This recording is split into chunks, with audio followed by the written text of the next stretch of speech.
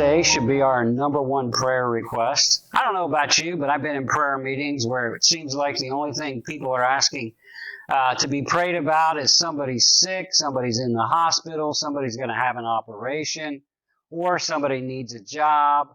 Those are all good things, but that's not what Jesus said should be our number one request. When I pray for my kids, when I pray for my family, when I pray for my church, when I pray for my community, when I pray for my country, when I pray for the world, what should be my number one request? Well, in the Lord's Prayer, or the disciples' prayer, it's also called, Jesus gave us an outline for prayer. And you know how it goes. Our Father, who art in heaven, hallowed be thy name, thy kingdom come. Thy kingdom come. That should be our first prayer request. And what does it even mean when we pray that? Thy kingdom come. It sounds good. People say it all over the world, every Sunday, every day. But what does it actually mean? So we want to talk about our number one prayer request, thy kingdom come. Well, first of all, this word thy, when I'm praying, I'm talking about God's kingdom, not my kingdom. His kingdom, His will, His name, His glory. I want Him to be number one. So from the very first word, you're saying God is the priority, God is central, God is the foundation. It's all about God. So when I'm praying for myself, for my family, my church, I am praying for God to be the priority because it's His kingdom. Thy kingdom come. Thy kingdom, where the king exercises his domain. The king's domain, the kingdom.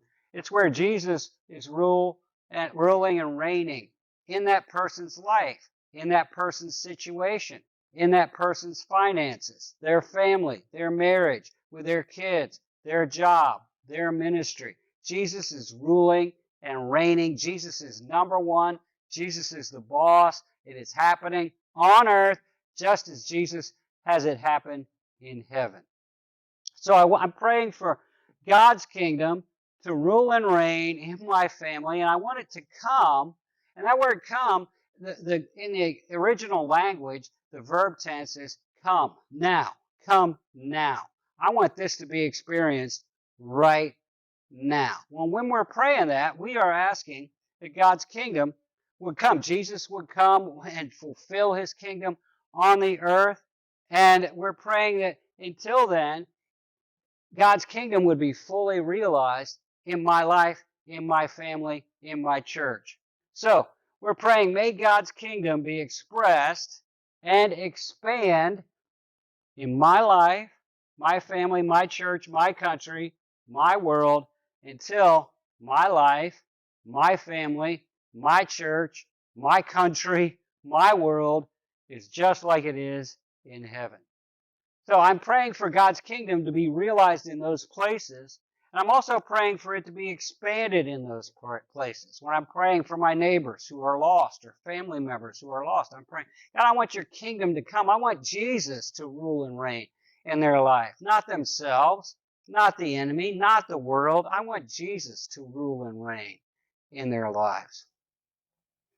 I'm also praying, may King Jesus rule and reign in my life, my family, my church, my country, my world. May He reign in those situations. May He reign in this person and that person and that person and that person by conversion if they haven't been saved, by submission to Jesus if they're not submitting to Jesus, by devotion to King Jesus if they're not serving Him, and by serving of King Jesus and sharing Jesus. May they fully realize Jesus ruling and reigning in their lives.